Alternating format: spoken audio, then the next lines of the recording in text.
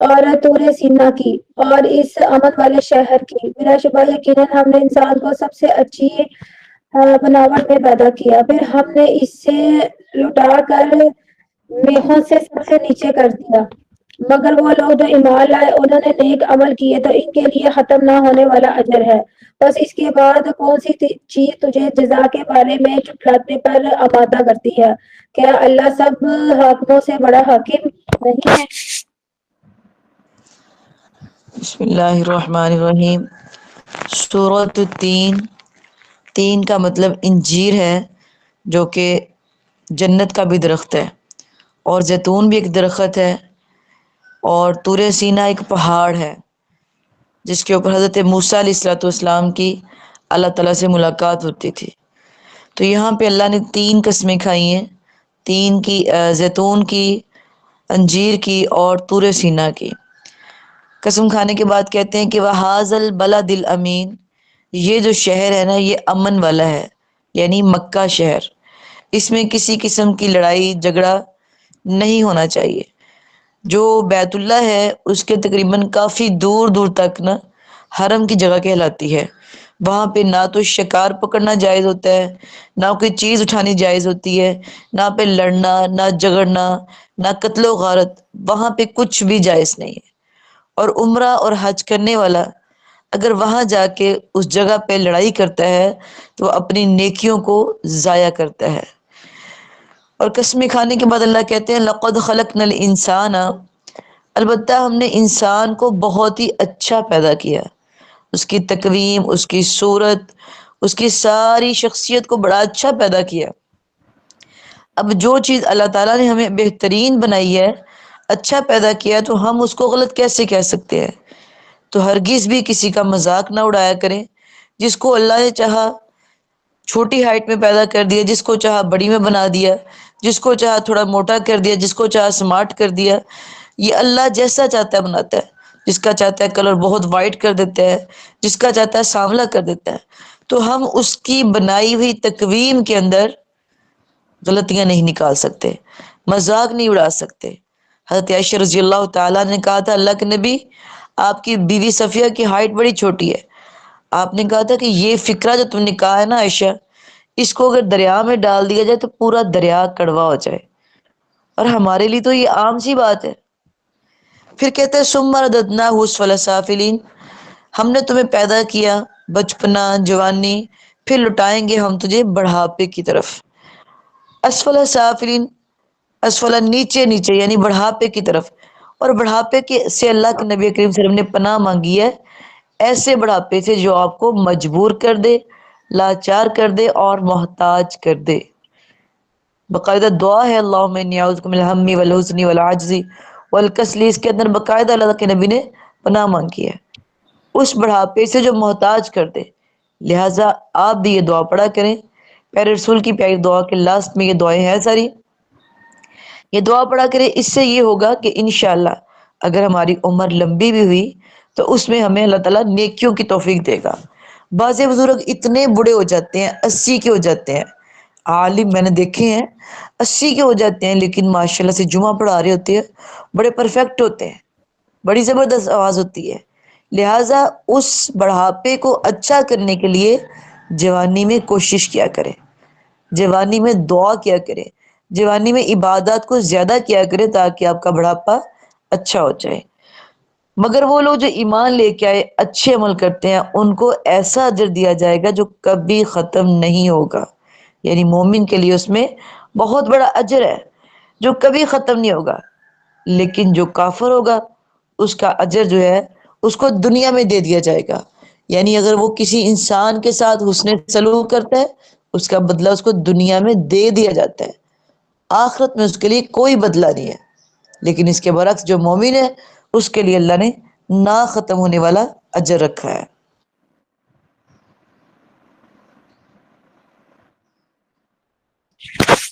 بسم اللہ الرحمن الرحیم۔ سورۃ علق۔ اقرأ بسم ربک الذی خلق، اپنے رب کے نام سے پڑھ جس نے پیدا کیا۔ اس نے انسان کو ایک جمے ہوئے خون سے پیدا کیا۔ پڑھ اور تیرا رب ہی سب سے زیادہ کرم والا ہے، وہ جس نے قلم کے ساتھ سکھایا۔ اس نے انسان کو وہ سکھایا وہ نہیں جانتا تھا۔ ہرگز نہیں، بے شک انسان یقیناً حد سے نکل جاتا ہے، اس لیے وہ اپنے آپ کو دیکھتا ہے کہ غنی ہو گیا۔ ہمیشہ تیرے رب ہی کی طرف لوٹنا ہے۔ کیا تو نے اس شخص کو دیکھا ہے جو منع کرتا ہے ایک بندے کو جب وہ نماز پڑھتا ہے؟ کیا تو نے دیکھا اگر وہ ہدایت پر ہو یا اس نے پرہیزگاری کا حکم دیا ہو؟ کیا تو نے دیکھا ہے اگر اس منع کرنے والے نے جھٹلایا اور منہ موڑا تو کیا اس نے یہ نہ جانا کہ اللہ دیکھ رہا ہے؟ ہرگز نہیں، یقیناً اگر وہ باز نہ آیا تو ہم ضرور اسے پیشانی کے بالوں کے ساتھ گھسیٹیں گے، پیشانی کے ان بالوں کے ساتھ جو چھوٹے ہیں، ہداکار ہیں۔ بس وہ اپنی مجلس کو بلا لے، ہم ان قریب جہنم کے فرشتوں کو بلا لیں گے۔ ہرگز نہیں، اس کا کہنا مت مان اور سجدہ کر اور بہت قریب ہو جا۔ بسم اللہ الرحمن الرحیم۔ سورۃ العلق۔ علق کا مطلب ہوتا ہے جمع ہوا خون، جس سے انسان کو پیدا کیا گیا، اور یہ سورت سب سے پہلی سورت ہے قرآن مجید کے اندر۔ اور آپ صلی اللہ علیہ وسلم حضرت عائشہ صدیقہ رضی اللہ تعالیٰ عنہ فرماتی ہیں کہ جو آپ کی وحی کی ابتدا ہوئی تھی نا، وہ سچے خوابوں سے ہوئی تھی، یعنی جو خواب آپ رات کو دیکھتے وہ صبح کی سفیدی کی طرح صحیح ظاہر ہو جاتا۔ حضرت خدیجہ رضی اللہ تعالیٰ عنہ فرماتی ہے کہ اکثر آپ صلی اللہ علیہ وسلم تھوڑا سا کھانا لے جاتے، یعنی جب آپ کو وحی ملنی تھی نا، نبوت ملنی تھی، اس سے سال پہلے لگا لیں یا 2 سال پہلے لگا لیں، یہ آپ کی روٹین بن گئی تھی کہ آپ اپنا کھانا لیتے اور غار میں چلے جاتے، غار ہیرا کے اندر، وہاں بیٹھ کے غور کرتے کہ مجھے کس نے پیدا کیا ہے، اور اس کو تلاش کرتے۔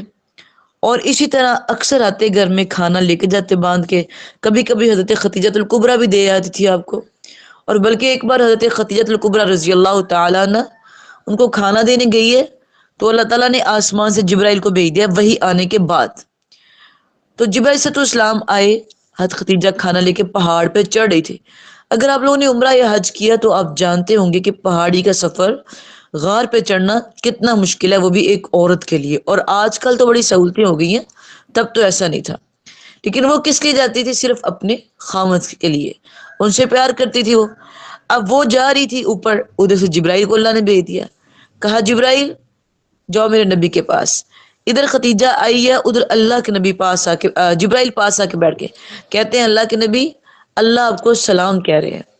اور یہ ختیجہ آ رہی ہے، اللہ کہتے ہیں ختیجہ کو میرا سلام کہہ دینا، اور اسے کہنا غم خوف ڈر دنیا میں ہے، جنت میں اس کو ایک ہی موتی کے محل کی بشارت دی جاتی ہے جس میں خوف نہیں ہوگا اور غم نہیں ہوگا۔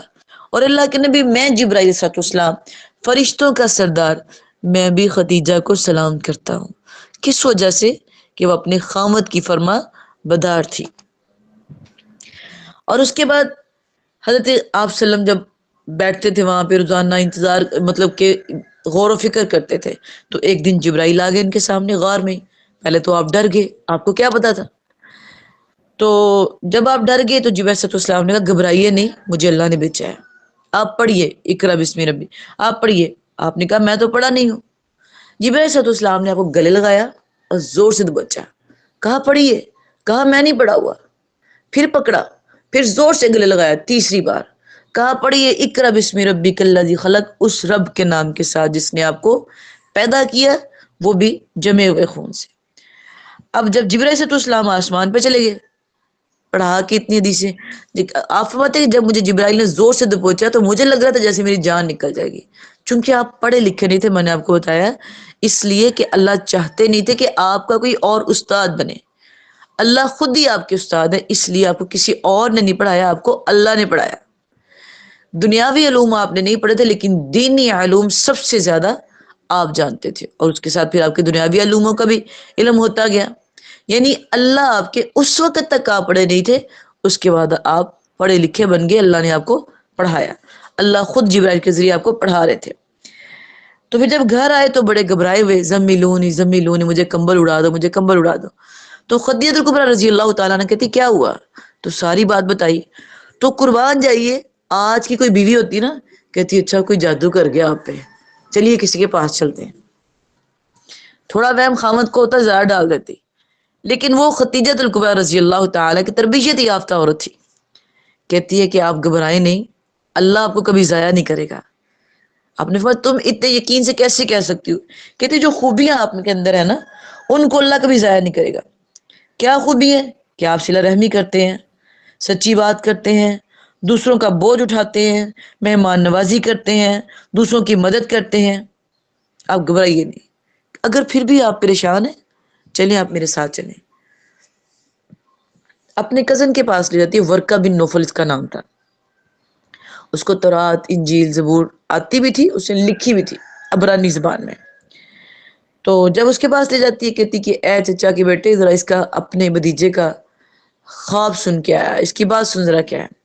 تو اس نے کہا بتاؤ کیا بات ہے؟ تو آپ صلی اللہ علیہ وسلم نے بتایا کہ ایسے ایسے ہوا میرے ساتھ غار میں۔ تو اس نے کہا کہ خوش ہو جاؤ ختیجہ، آج تک یہ تمہارے سر کا تاج تھا، آج یہ پوری دنیا کا تاج بن گیا ہے، اس کو اللہ نے نبی بنا لیا ہے۔ اور کہتا ہے کاش میں زندہ رہوں اس وقت تک جب تک کہ لوگ تجھے پتھر ماریں گے اور گھر سے نکال دیں گے۔ آپ نے فرمایا میں نے تو کبھی کسی کو برا کہا ہی نہیں، تو مجھے کیوں نکالا جائے گا؟ کہا جس نے بھی لا الہ کہا نا اس کو پتھر کھانے پڑے ہیں، جس نے بھی یہ دعوت دی کہ اللہ کے سوا کوئی معبود نہیں ہے، اللہ اکیلا ہے، اس کو ضرور سختیاں آنی ہیں، پریشانیاں برداشت کرنی پڑی ہیں۔ لیکن پھر ورقہ جلدی ہی فوت ہو گیا تھا، دنیا سے چلا گیا تھا۔ اور اس کے بعد اللہ تعالیٰ کہہ رہے ہیں کہ انسان جو ہے اس کو میں نے پیدا کیا ہے، لاپرواہ ہے، اللہ کی طرف اس کو رجوع کرنا چاہیے۔ آپ صلی اللہ علیہ وسلم کو جب یہی مل گئی نا تو سب سے زیادہ دشمن آپ کا چچا تھا جس کا نام ابو جہل تھا۔ آپ نے پہاڑ پہ کھڑ کے قرآن سنایا، انہوں نے پتھر مارے، آپ جدھر جاتے تھے یہ پیچھے پیچھے، لوگوں اس کی بات نہ ماننا، یہ مجنون ہے، یہ دیوانہ ہے۔ اور یہ سب کرنے والا کوئی غیر نہیں تھا، آپ کا چچا تھا۔ آپ کی کامیابی میں اکثر آپ کے اپنے جو ہوتے ہیں نا وہ درارے ڈالے ہوتے ہیں، ان کو پسند نہیں آ رہی ہوتی۔ تو یہاں پہ بھی ایک بار آپ صلی اللہ علیہ وسلم مسجد میں نماز پڑھے تھے بیت اللہ میں، تو کہتا ہے کہ میں اگر محمد صلی اللہ علیہ وسلم کو نماز پڑھتا دیکھوں گا نا تو میں اس کو پکڑ کے دبوچ دوں گا۔ اور ایک روایت میں آتا ہے کہ ایک بار آپ صلی اللہ علیہ وسلم نماز پڑھے تھے، یہ آیا، آپ نے کہا کہ اگر یہ مجھے پکڑے گا تو اس کو فرشتے پکڑ لیں گے۔ تو کہتا دیکھتا ہوں، آیا یہ، تو کہنے لگا میں تجھے منع نہیں کیا تھا کہ تم مسجد میں نماز نہ پڑھا کرو؟ تو آپ نے بھی اس کو سختی سے کہا کہ جو تم کرنا ہے کر لو، لیکن میں پڑھوں گا، میں نے نماز پڑھنی ہے، اللہ کی نماز ہے، اللہ کا گھر ہے یہ۔ تو اس نے آپ کو جب ڈانٹا اور کوئی چیز آپ کے اوپر گرانے کے لیے اٹھائی تو فرشتوں نے اس کو پکڑ لیا، فرشتے اس کی طرف گئے اور وہ وہیں پہ رک گیا، دوبارہ وہ آپ کے اوپر پھینک نہیں سکا بلکہ بھاگ گیا۔ تو آپ صلی اللہ علیہ وسلم نے اس کو ڈانٹا، آپ نے فرمایا اللہ تعالیٰ نے یہ آیات نازل کی باقاعدہ، اللہ نے کہا کہ تم اس کو کہتے ہو، آپ صلی اللہ علیہ وسلم جب اسے کہا کہ تم مجھے کچھ نہیں کر سکتے، تو کس نے کہا ابو جہل نے کہ یہ جو پوری وادی ہے نا یہ میرے حکم پہ چلتی ہے، تو میں ان کو بلاؤں گا، یہ سارے کے ساتھ تمہیں آ کے پریشان کر دیں گے، مار دیں گے۔ تو اللہ نے کہا کلا لئن لم ینتہی لنسفعا بالناصیہ، تو اس سے کہہ دے کہ تو اپنوں کو بلا لے، فلیدعو نادیہ، تو اپنوں کو بلا لے، اپنے ہم نشینوں کو، ہم اپنے ہم نشینوں سے تمہیں پکڑ لیں گے۔ اللہ کے ہم نشین تو کوئی نہیں ہے نا، اللہ کے ہم نشی، نبی صلی اللہ علیہ وسلم کے ہم نشی، اللہ کے مطلب فرشتے جو اللہ نے مقرر کی ہے، اللہ کہتے ہیں پھر وہ آئیں گے اور تمہیں پکڑ لیں گے، تب تمہیں بتا دیں گے کیا مسئلہ ہوتا ہے، کیسے کسی کے اوپر ظلم کرتے ہیں، بلا لو اپنے ہم نشینوں کو، میں بھیج دیتا ہوں اپنے فرشتوں کو، دیکھتے ہیں کون جیتتا ہے، دیکھتے ہیں کون جیتتا ہے۔ تو کہتا ہے سرد اور زبانی ہے، میں ہرگز بھی سجدہ نہیں کروں گا اس اللہ کو۔ تو اللہ کہتے ہیں کہ آپ اس کی پرواہ نہ کریں، آپ اس کے ہم نشی کی پرواہ نہ کریں، اس کی پرواہ نہ کریں، بلکہ آپ اللہ کو سجدہ کریں اور آپ اللہ کے قریب ہو جائیں۔ بسم اللہ الرحمن الرحیم انا انزلناہ فی لیلۃ القدر، بے شک ہم نے اسے قدر کی رات میں اتارا۔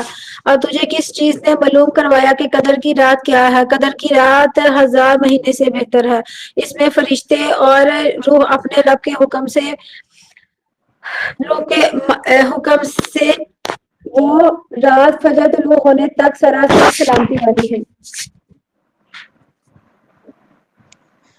بسم اللہ الرحمن الرحیم۔ سورۃ القدر، قدر کا لفظی معنی ہوتا ہے اندازہ کرنا، یہاں پہ لیلۃ القدر کا تذکرہ آ رہا ہے، اس لیے اس کا نام ہی سورۃ القدر رکھ دیا گیا۔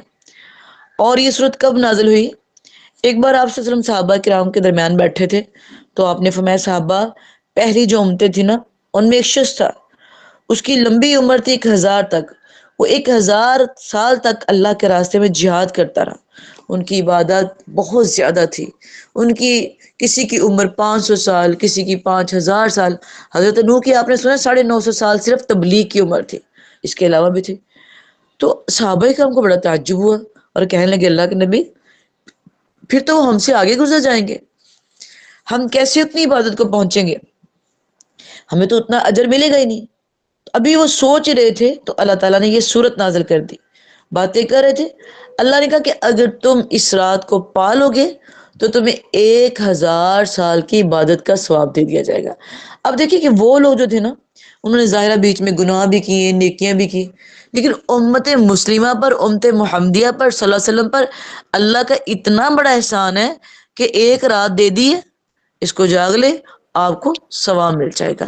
ہر سال جاگ لے، ہر سال ثواب ملتا رہے گا، اتنا بڑا اجر مل جائے گا. اب وہ رات کون سی ہے جسے ہم طاق رات کہتے ہیں، جو کہ آج سے شروع ہے الحمدللہ. اللہ ہمیں اس راتوں کی عبادت نصیب کرے. آتی کب ہے یہ رات، اس کے بارے میں تھوڑا سا اختلاف ہے. زیادہ بات یہی ہے کہ یہ 5 راتوں میں تلاش کرے. 10 راتیں ہوتی ہیں لاسٹ والی، جو 5 ہے 21، 23، 25، 27 اور 29 سے، ان طاق راتوں میں اس کو تلاش کرے. ان میں سے کوئی بھی ہو سکتی ہے. اصل مسئلہ یہ ہے کہ آپ وسلم کو یہ رات دکھائی گئی تھی، آپ آئے تھے بتانے کے لیے، لیکن 2 صحابی لڑ رہے تھے تو آپ ویسے ہی ان کو چھڑانے لگ گئے اور آپ کے ذہن سے وہ نکال دی گئی اور آپ بھول ہی گئے. آپ نے فرمایا مجھے دکھائی گئی تھی لیکن بلا دی گئی تمہاری لڑائی کی وجہ سے. اس سے دوسری بات یہ بھی ثابت ہوتی ہے کہ جہاں ہر وقت لڑائی ہو وہاں سے برکت ختم ہو جاتی ہے. وہاں پہ ظاہرہ لیلۃ القدر برکت تھی، ایک شان تھی، ایک عظمت تھی جو کہ بتائی نہیں گئی پھر. تو اس لیے گھروں میں بجائے یہ کہ لڑے آپ کوشش کیا کرے کہ نظر انداز کیا کرے. ابو ہریرہ رضی اللہ تعالیٰ عنہ فرماتے ہیں جب رمضان آتا ہے تو اللہ کے جب رمضان آیا کرتا تھا رسول اللہ کے دور میں تو اللہ کے نبی فرمایا کرتے لوگوں تم پر رمضان کا مہینہ آ گیا ہے، یہ بابرکت مہینہ ہے، اس کے روزے اللہ نے تم پر فرض کیے ہیں، اس کے اندر اللہ نے جنت کے دروازے کھول دیے ہیں اور جہنم کے دروازے بند کر دیے ہیں اور شیاطین کو اللہ نے قید کر دیا ہے. اور اے میرے صحابہ اس میں ایک رات ایسی ہے اگر تم اس کی عبادت کر لو گے تو 1000 مہینے سے اس کی عبادت افضل ہے.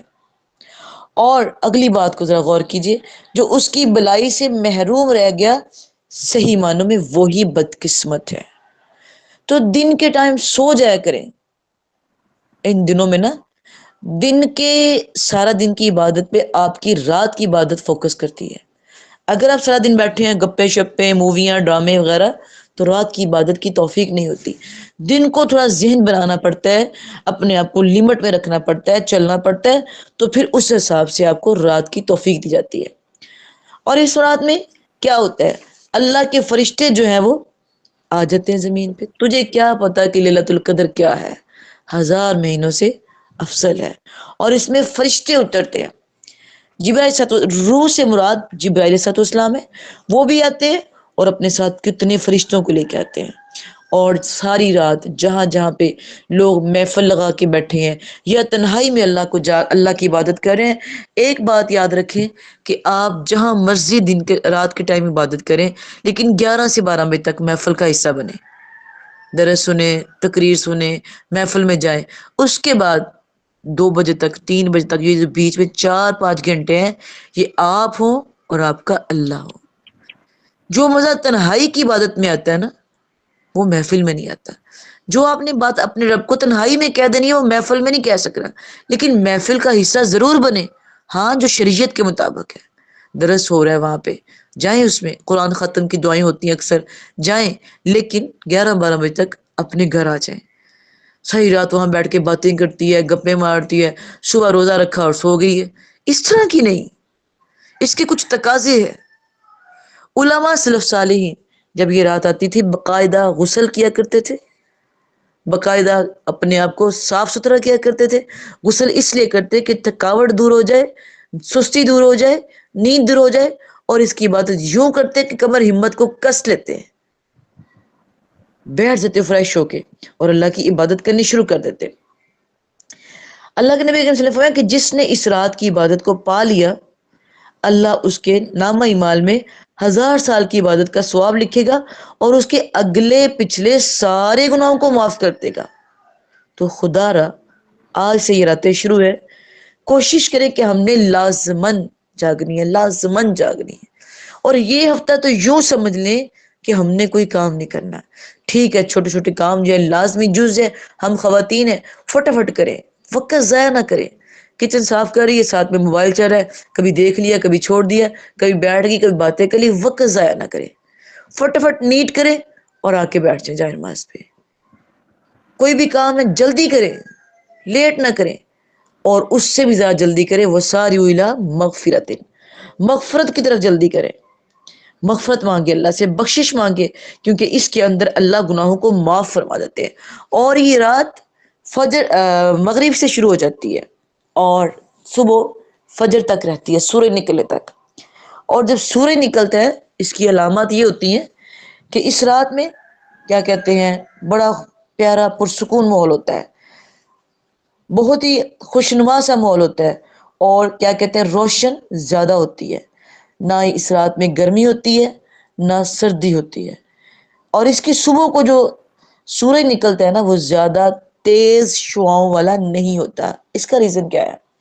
اس کا ریزن یہ ہے کہ فرشتے جو زمین پہ آئے ہوتے ہیں قرآن سننے کے لیے، محفلوں کے اندر بیٹھنے کے لیے، وہ آسمان کی طرف چڑھ رہے ہوتے ہیں اور سورج نکل رہا ہوتا ہے، اور وہ آسمان سورج کے آگے سے گزر کے جاتے ہیں، اور سورج مدھم ہوتا ہے، اور اس کی مطلب کہ دھوپ جو ہے وہ کم ہوتی ہے۔ اور اس دن شیطان بھی سورج کے ساتھ نہیں نکلتا، اور یہ بڑی پرشفاف پرسکون رات ہوتی ہے، بڑے مزے کی ہوتی ہے۔ سب سے بڑی بات اس کی یہ ہوتی ہے کہ اس میں آپ کو عبادت کرنے کا مزہ بڑھائے گا۔ اچھا، رات گزرتی ہے تو پھر ہم سے وہ سوال کرتے ہیں، رات لگ رہی تھی نا؟ وہ کہتا ہے ہاں مجھے وہ کہتا ہے نہیں مجھے 21ویں لگ رہی تھی، کہتی نہیں مجھے 25ویں لگ رہی تھی۔ یاد رکھیے کہ آپ کو اگر مزہ آ رہا ہے عبادت کرنے میں تو سمجھ لیں یہ رات ہے۔ اب کسی کو کب نظر آئی، کسی کو کب نظر آئی، ہمیں اس بحث میں پڑھنے کی ضرورت نہیں ہے۔ آپ کو مزہ آ گیا بات کرنے کا۔ اور مزہ کیوں آتا ہے؟ اس کی ریزن کیا ہوتی ہے؟ جب ہم عبادت کر رہے ہوتے ہیں نا، فرشتہ جبرائیل علیہ السلام ہمارے پاس بیٹھے ہوتے ہیں، ہماری آمین کے ساتھ آمین کہتے ہیں، اور اس وقت آپ کے رونگٹے کھڑے ہو جائیں گے۔ اگر یہ کیفیت ہو رہی ہے نا، آپ کے رونگٹے کھڑے ہو رہے ہیں اور آپ کو مزہ آ رہا ہے اور آپ کو رونا آ رہا ہے، تو پھر فوراً کہیے اللہم انک عفو تحب العفو فاعف عنا۔ اے معافی کو پسند کرنے والے اللہ، اپنی اس گناہگار بندی کو معاف کر دے۔ اور اگر آپ چاہتے ہیں ماں کے لیے بھی ساتھ معافی مانگنی ہے، باپ کے لیے بھی مانگنی ہے، اولاد کے لیے بھی مانگنی ہے، تو پھر کہیے گا فاعف عنا، اے اللہ میری والدہ کو بھی، میرے والد صاحب کو بھی، رب ارحمہما کما ربیانی صغیرہ، اے اللہ ان کی بھی بخشش کرنا۔ یاد رکھیں جو ہمیں چھوڑ کے دنیا سے چلے گئے ہیں انہوں نے اب آنا نہیں ہے، لیکن ہمارا حق بنتا ہے کہ ہم ان کے لیے دعا کریں، خصوصاً ان راتوں میں ان کے لیے صدقہ کریں، کیونکہ جو آپ نے کرنا ہے اس کا ثواب آپ کو ملتا رہنا، ملتا رہنا، 70 کے برابر ہو جانا، اتنا اجر بڑھ جانا، اتنا اجر بڑھ جانا کہ آپ کی سوچ بھی نہیں ہونی۔ والدین کے لیے صدقہ کریں، اپنے لیے کریں، اور لازمن کریں اس رات کو بھی صدقہ۔